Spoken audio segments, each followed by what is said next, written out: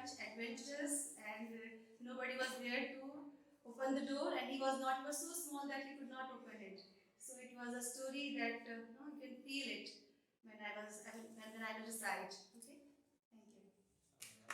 I am not able to walk properly because of a skin injury. It's hard to take care of a naughty boy under these conditions. I love my 3-year-old son Praneem. I want to be lost in his fun world. I don't want to remember my injury all the time and repent for it. I can see some people laughing or some of them showing sympathy for me. I have to live like a fighter as I have tons of responsibility as a wife and a mother. After, after, after the dawn, after every night there is a day. So I am waiting for the dawn. That's about my present condition.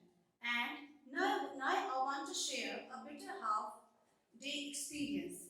It was a year back when we were in India. My husband Manish was going to office at 9 o'clock in the morning. I locked the door and went inside the restroom.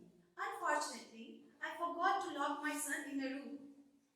Otherwise, I knew that he could lock me in any room.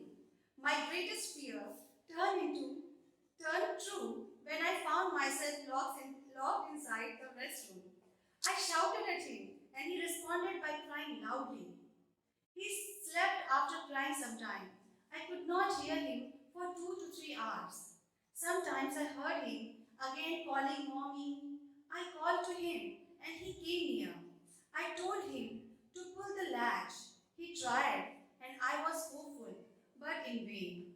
He again returned to the bedroom and was crying all the time.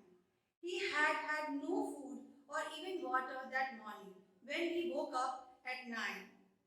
We both were thirsty and hungry. We were on third floor and I shouted for help, but my crying was unheard. I was also afraid of being noticed by someone wicked. Meanwhile, in a bid to pass time, I cleaned the restroom. I cleaned my face with a face pack and tried to relax. I had never had so much time to spend in my beautiful restroom after becoming a mother. He used to knock on the door until I came out. My husband used to put comics inside the restroom. I read all of them one by one. I wish to have my own diary and pen. I would have written a life story from my restroom.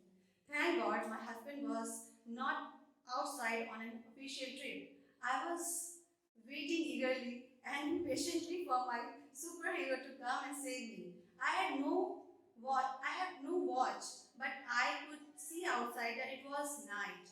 Hooray! I crossed my fingers and was counting in reverse 199, 2 and 1. And here he came. The call bell rang. Ding dong. He did not get a reply as the restroom was very far from the main door. I stepped up on the sink base as it was broad enough to stand on. I peeped through the window and I shouted. I thanked God as he heard me and I told him our story. He went to find someone for help. Luckily, Manish met a worker with a ladder who could come up and unlock the door. I saw my boy with a blanket. He looked thirsty and he was crying with red eyes. Manish gave us water and some food. It was a big relief to see our son safe. This incident taught me a lot of patience and courage when handling adversity. I appreciated my son being able to be alone for so long. We thank God for the day, the toughest 12 hours of